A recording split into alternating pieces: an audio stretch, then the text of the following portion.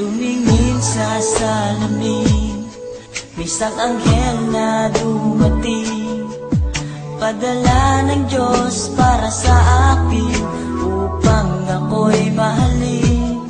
At kung ikaw ay masaya, sige tumawa ka, ilakas mo pa, isigaw mo pa, mahal mo kong talaga.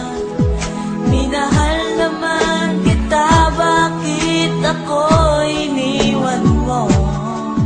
Now I realize to make apologize, wala kang kwentang girl.